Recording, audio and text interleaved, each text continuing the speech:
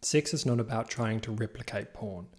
Sex can be non-dual, timeless, and spaceless. An experience of unity and oneness. Adding awareness and mindfulness to sex can make for some interesting discoveries. Let sex be non-conceptual. A big problem with sex is that the space is heavily influenced by unhealthy male ideals and concepts. It's fucked up. And you might not even realize this because it's so messed up and convoluted that people don't even believe that both partners should have as many orgasms as each other. People don't even believe that it's possible or worthwhile. If sex isn't equal, it can't be mindful. It is not present, and it is not compassionate. If you care about and practice meditation, you should care about this aspect of sex too. Sex has the potential to be very explorative and undefined. And if you're copying someone else's idea of what sex should look like, then you're not actually having sex. You're just lost, completely lost in your ego. Then you're just having sex with yourself and potentially harming someone else, whoever happens to be in the room with you. Sex should be far less about replicating porn, but opening and exploring what's possible, without concepts. Don't let your limiting beliefs encumber what you should or shouldn't do. Discover something new, a new quality of experience no one else knows about. That's value. The problem with sex is blatantly convoluted. It's noisy. There's so much focus on what everyone else is doing and barely any focus on the actual experience of sex. Pornography and your friends' gossip is the worst place to learn about sex.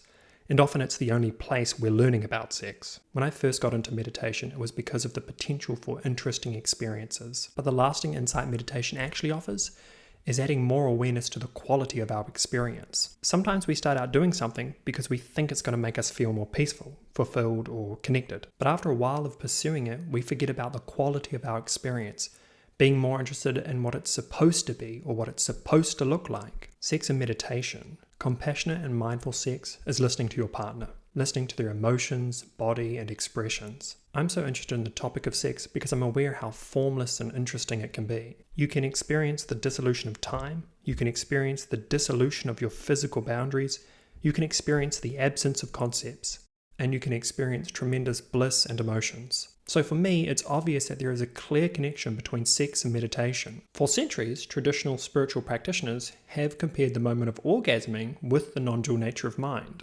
Awareness of self and other. Sex in nature is a very vulnerable space, and it's very, very sad how bombastically we sometimes have sex. You really need to be present with the other person so that if something arises, you can meet it with love and compassion. Awareness is the key to a more healthy and fulfilling sex life. To have sex in a mindful and meditative way, you have to be aware of yourself and aware of the person you're having sex with. You have to be so aware that you can respond to the needs of vulnerability and sensuality in a moment. You can be so aware that this becomes instinctive. But education is also very important, and you should not try to be instinctive before you're able to be fully aware and completely present. If you haven't developed this skill and still try, you risk harming the other person, and this is the opposite of mindful and aware sex. Mindful sex. Listen to your partner and don't get distracted into fantasies. Sex is a very visceral experience, so using it as the object of meditation makes the practice of returning to mindfulness very obvious. Just like when you return to the sensation of your breath when you meditate, you can return to the experience of sex. Be there with your partner, giving and receiving, being together. And if you get distracted, come back.